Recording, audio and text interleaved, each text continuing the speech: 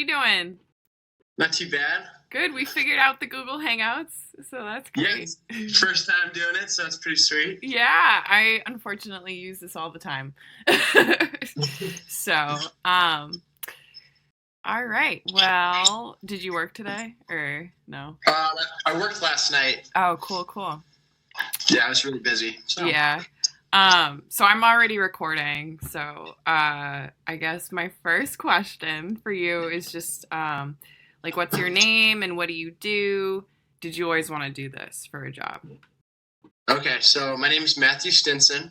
I'm a firefighter for the city of Portsmouth, New Hampshire. And firefighting was not something I always wanted to do. I actually went to college for business, and then I worked in a business role for a little while as like an analyst. And I didn't really dig like sitting at a desk all day on the computer. Although a lot of those skills are really helpful in firefighting because there's a lot of reporting. I liked kind of being out in the community and helping people like directly, helping sick people and going to emergencies. It just was more suited for me. Cool. So, how did you become a firefighter? What was that process like? So first what I did was I actually got my EMT license. So that was like a 3.5-month course. It was really tough. Like I had no medical experience before I took it. And then once I got done with that, I actually was a ski patroller, out in Montana. And I met a lot of firefighters while I was doing that, and they were kind of explaining to me what the job was like, and I was like, oh, that sounds pretty cool. I liked the idea of doing 24-hour shifts, so you only end up working like 8 days a month. I like that, there is downtime where you can just kind of hang out, and then there's also go time when you have to work really hard. So I really liked everything about that. So I ended up moving back to New Hampshire, and then I got on a volunteer fire department. And then they put me through Fire 1 and 2, which are like the 2 classes you need to get done. It took about 9 months. And then from there, I started to apply to full-time departments. And I actually had to get my advanced EMT, which is a level above the basic EMT in order to get hired full-time, because it is pretty competitive. And yeah, then I got hired in Nottingham, spent a year there. It was kind of a slower department, and now I'm in Portsmouth. So cool. So getting your EMT certification is required to be a firefighter? Yeah. Okay. Yeah, so like most of the calls we do, like I would say probably like depending on where you are, like 60 to 80% of your calls are going to be medical in nature.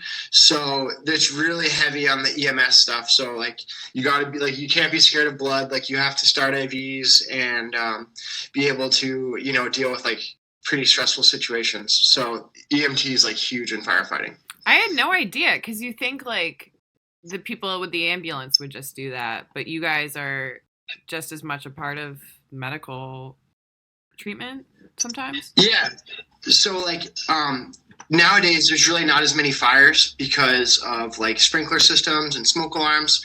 And so a while back they started introducing ambulances to the fire departments. And so most fire departments now, at least that are full-time, are going to run an ambulance. And that's also a good way to collect from billing. So you can kind of like fund the department that way also. Cool. Oh, okay. So they're adding the ambulance element to the fire department itself instead of the hospital. Yeah, exactly. So like some places are strictly just fire and they don't have an ambulance, but that's kind of being phased out because if you didn't have an ambulance, we wouldn't really have many calls, to be honest. So wow. Yeah, and it takes some of the pressure off the hospital, who's probably overwhelmed with ambulance calls as it is. So, right? Yeah. So the difference between a volunteer fire department, is that like town size and a full-time force, or what's that like? Yeah, so like typically the bigger the town, it's going to have more fire calls, so they might have a paid department. I've been on volunteer departments, and one of the problems is that the response times can be really long because people have to respond from their house to the station, which can take 10, 15 minutes, and then they have to respond to the call, which is another 10 or 15 minutes. So by the time you get there, it's like half an hour later. But when on a full-time department like Portsmouth, I mean, our response times are like 3, 4, 5 minutes. Mm-hmm. So it's expensive. Like a lot of towns can't afford it, but it really is kind of the gold standard. But yeah, so it's mostly like the town size. But a volunteer department is definitely the way to get your start, because no full-time department is just going to hire you with no experience, or it's pretty rare. Interesting. So it's kind of like interning in a way, would you say, working at a volunteer? Yeah, that's a good way to put it. Exactly. And a lot of people like are just happy doing volunteer. They don't really want to go full time. That's great. But some people, just kind of use it as like a stepping stone to get onto a bigger department. And you're not paid in a volunteer department, right? Actually, now pretty much everyone does get some money. You're not going to get like, you're not going to get like money. Like it's kind of like unpredictable, so you can't really count on it.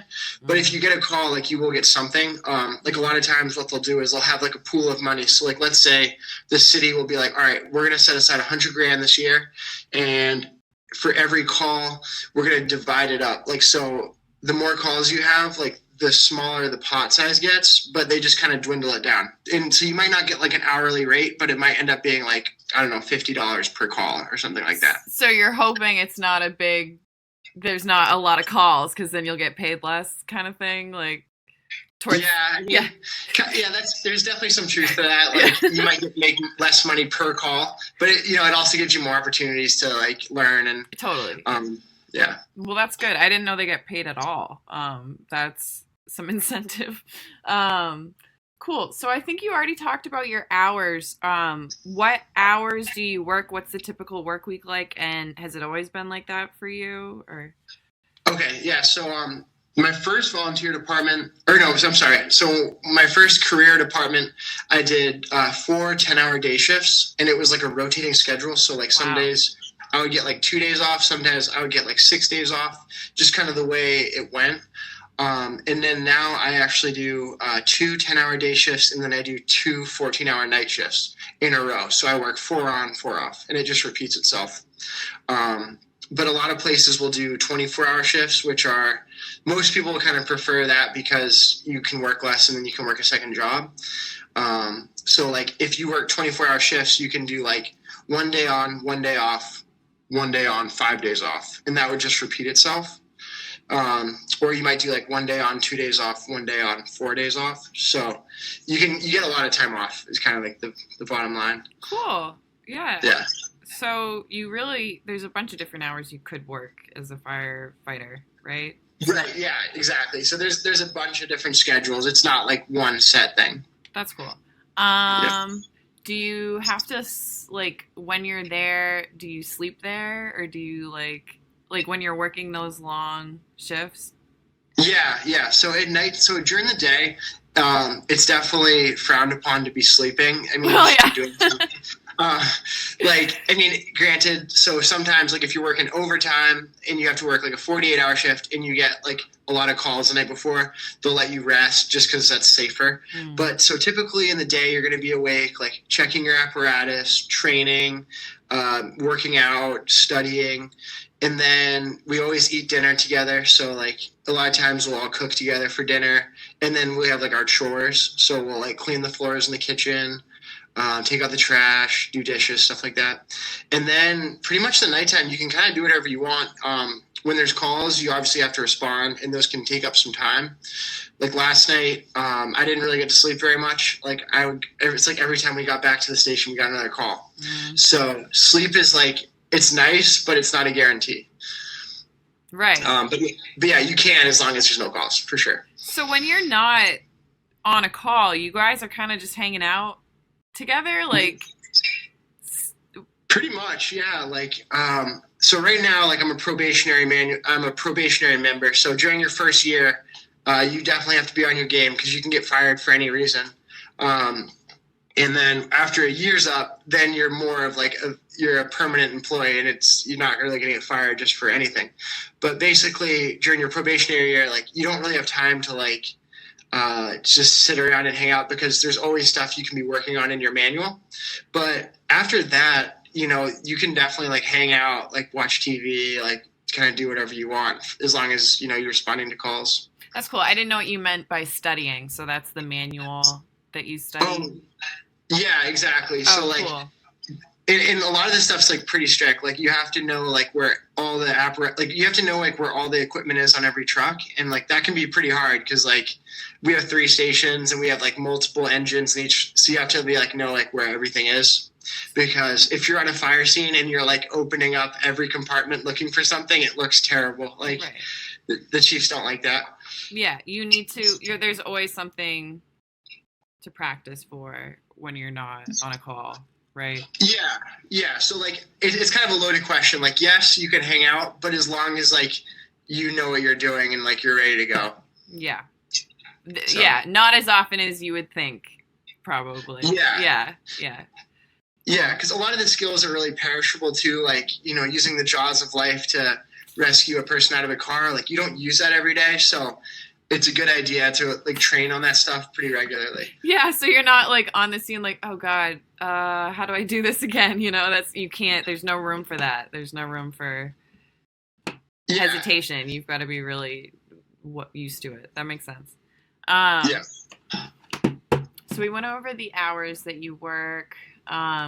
We went over. Well, did you go to college for this? I guess you got your EMT. How did you get that? Like, did we already go over that?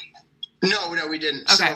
So, a lot of people, like, if you know you want to be a firefighter right out of high school, it's a really good idea to go to, like, a community college for fire science. Like, I didn't do that. I ended up getting a bachelor's in business, which is good. I mean, there's definitely people with college degrees. You don't need it, but if you're looking to get hired at a really young age, and you know it's what you want to do, you should go to school for fire science. That way you can get hired at 20 years old and then have a good long career and retire early. So that would be like your best bet if you know that's what you want to do. But with that said, you don't actually have to have one. It helps, but as long as you're like an EMT and you go through what's called Fire 1 and 2, then that's all you really need. So. Cool. Where did you do that when you did Fire 1 and 2? So that I actually took that in Maine. So I took it through North Berwick, the fire department there. So they put on these classes like once a year, and they'll have like 30 kids in it from all different departments around the state. And they just kind of like go over all the basic stuff you need to know to be a firefighter. So it's kind of confusing. It's actually not part of the fire science degree. It's like completely separate.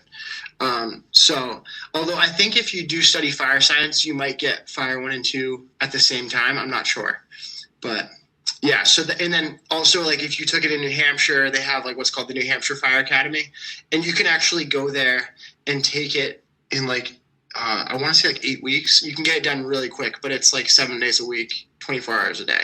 Yeah. Do you know if there's anything like that in Maine? Is it just kind of like the fire departments put them on themselves? Or I can look it up on my own. But these kids are in Maine. I'm just wondering if maybe you've heard of something. Yeah, I'm not really familiar with if Maine has like because I'm trying to think like where their state fire academy would be, or like if they have one. Yeah, I don't know. Like usually. Like typically, like your best bet is to like join a volunteer department, and then they will actually pay for to go to Fire 1 and 2, and then they'll just send you wherever they want. Yeah, that's great. That's good to know. Yeah, and that makes the volunteer position really worth it because you're actually You're not making the most money, but you're saving a lot that you would have spent on Fire 1 and 2.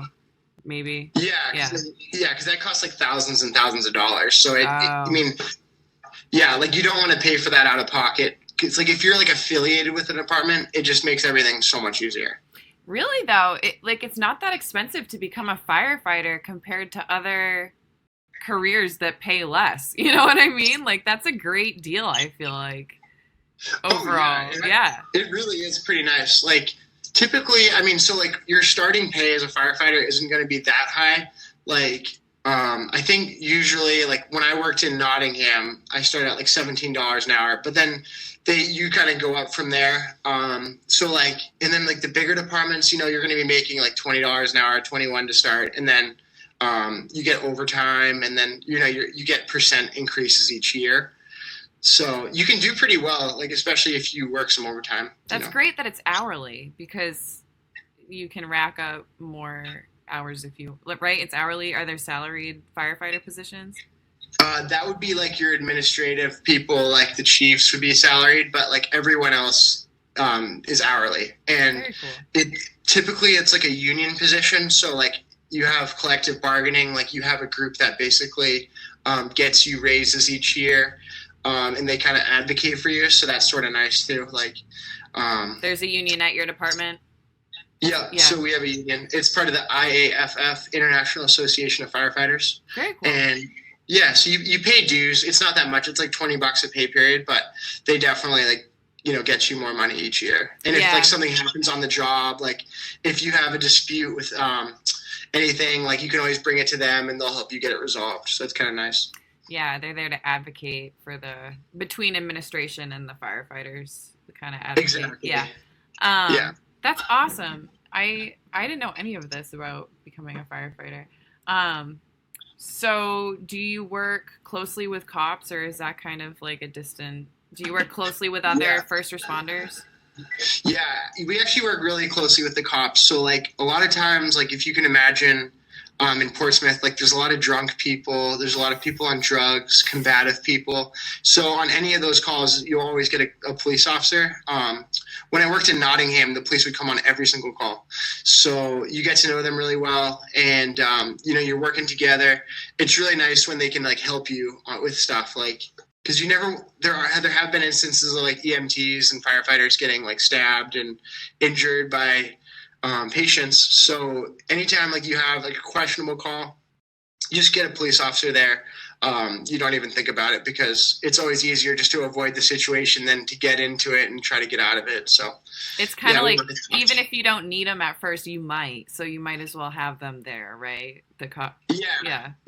And they're so helpful. Like there's like a good rivalry between us, but at the end of the day, I mean, like we get along really well, and like sometimes like if you have like a really drunk person that they're supposed to arrest, like they'll call the ambulance because they don't want to take the drunk person and then we have to. So it's kind of funny how it works, but pass them off the other one. That's funny. Cool. So I'm trying to remember my questions. I'll just go with this because I can't remember my other ones. What's your favorite part of your job? I would say my favorite part of the job. That's actually kind of a tough question. So many. Yeah, so I guess I really like. I love the calls where we can make like a really big difference. Like there's nothing like seeing like someone with low blood sugar who's unconscious, and then you give them sugar via IV, and then you just see them come around so quickly. Like it's a pretty amazing experience. Like you almost feel like God because you're like, it's such a simple call, but you make a really big difference. Like I like that a lot. Like and then also like hearing when like someone has a stroke and you get them to the hospital really quickly, and then they have their symptoms resolved, like stuff like that. Like it just makes you feel really good. Like you made a big difference in someone's life where they could have died or something like that. Yeah, you're saving lives. Yeah. Those are probably the favorites. But like probably transitioning into the worst things. Yeah, my next question. I hate waking up at like 3:00 in the morning for like something silly. Like they'll be like, "Oh, like my ankle hurts," and I'm like, "Wait, how long has it been hurting?" And they'll be like, 3 weeks. And so you're like, "Why are you calling right now? It's 3:00 in the morning. Like this is not an emergency." But that stuff drives me nuts, and I just like I can't stand that stuff. They're just lonely. They just want the firefighters to come hang out with them. It's true, yeah. It happens all the time. So those are the ones I don't like. But. Oh my gosh, that's kind of hilarious. But yeah, some patience is required. Yeah, and I guess also too, like the camaraderie among us is like really cool because, I mean, there's definitely a lot of like people. We talk a lot of smack to each other, and it's kind of like fun. But then at the end of the day, like. We all have each other's back, and it's just kind of like a good group of guys usually. Like there's not a lot of like guys who are like bad people. Like most of the people that get into it are pretty high quality people, like just want to help people. So totally. Yeah. Yeah. Jordan was telling me they were texting her about cooking dinner or something, and she was like, no, it's really Matt who's been cooking dinner, but they didn't believe you or something like that. I don't Yeah. know. It was funny. Yeah. That's cool. Yeah. So we did your favorite parts, your least favorite parts. What advice would you give to someone just setting off into this career path? So I would advise them, like, before they make any big decisions, I would say just volunteer with the fire department, because right now there's a really big shortage of volunteers across the nation. It's like actually like an epidemic. Wow. And it'll do a couple things for you. It'll give you experience. It'll let you know like whether you actually want to do this before you invest all this time and money into it. Also, if you do like it, they will pay for your training and they'll pay you. So it's like a really like low risk decision to make to join a fire department. And I would say even if you have like the slightest inclination that you want to do it, I would say just, start there. And if you find you like it, then you can either get your EMT or go to college for fire science. And then, just go from there. But I mean, if you're someone that likes working with people, if you have like a mechanical aptitude, then there's a lot of like multifaceted skills involved. It's not like being an accountant where it's like you just have to be good with numbers. It's like you have to be good at a lot of different things to do firefighting. And so I would definitely encourage anyone to, just to join a volunteer department. Yes, to be able to test that out before putting your whole college debt onto it or something like that if you're unsure, right? And exactly. Yeah, and you can't be someone, or if you are someone like this who wants to be a fighter, you need to gain the skills, like, because you're constantly going from downtime to go time. So if that, like, I can imagine if that is a really stressful thing for you, firefighting is just like out of the option. You know what I mean? Like, some people like a steady day, all day. I know what I'm doing each hour. But that's never the case with your job, Right. Yeah. It's really never the case. And sometimes it can be really slow and really boring, and that's not very much fun. And sometimes it's like super busy, and that's like not that much fun either. I just like it when it's steady. There can be like a lot of like, I know when I first started, I would get like very stressed out on scene. Like if there was like a really sick patient or like a really big fire, I would definitely get anxious, and it shows. Like you have to be like learn how to control your anxiety. And then I think for some people that's just not, they just can't do it. And now, I mean, I'm not even saying it comes naturally to me, but like I said, like before you invest all this money, it'd be a good idea to like figure that out by getting some experience. So yeah, absolutely. And it doesn't mean like if you have anxiety you can't do it. I didn't mean like that, but you need to build on that and be aware of it, right? Yeah. Like I know, like there's basically like there's some people, like there's like a fight or flight response, but then there's also the freeze response. So like some people kind of like freeze up and are like, oh, I don't know what to do. And that would definitely go away with experience. Like everyone gets better. There's no question about it. But there are some people who just don't really like it, and I think that's a huge part. It's like if you don't like it, there's going to be a lot of other careers out there that might be a better fit. So it's not just, even if it's not your natural inclination, you just got to be like, all right, is this a path I want to go down? Do I want to go get stressed out? And another thing too is like, you do see a lot of like really unpleasant things as firefighters. Like unpleasant meaning like, you're going to see a lot of dead people. You're going to see like a lot of like really gross things and a lot of bad smells. And there's also like a higher risk of cancer for firefighters because of smoke. There are some downsides to the job. Like as fun as it is, like there's definitely some stressful stuff. And like sometimes when I get home from work, like it's hard for me to think about anything else besides what I just saw, because it's just kind of surreal and it almost like doesn't feel like real life sometimes. So if it's what you want, go for it. But I would definitely recommend like doing some research, like getting involved, like just join a department and see if you like it, because some people will, some people won't. You're going to see stuff a lot that most people never see in a lifetime. So it's kind of one of those things. Yeah, because you're who people call when they don't know what to do. Or they can't do anything. I don't have any other questions. That was wonderful. It's so helpful. Thank you, Matt. Yeah. Yeah, you're welcome. And if there's anyone in the class that wants to learn more, just give them my contact info, and I'd be happy to talk to them and give them some more information. Yeah. So. I'll put your email right in there. All right. All right. Thank you, Matt. Bye, Anna. Bye.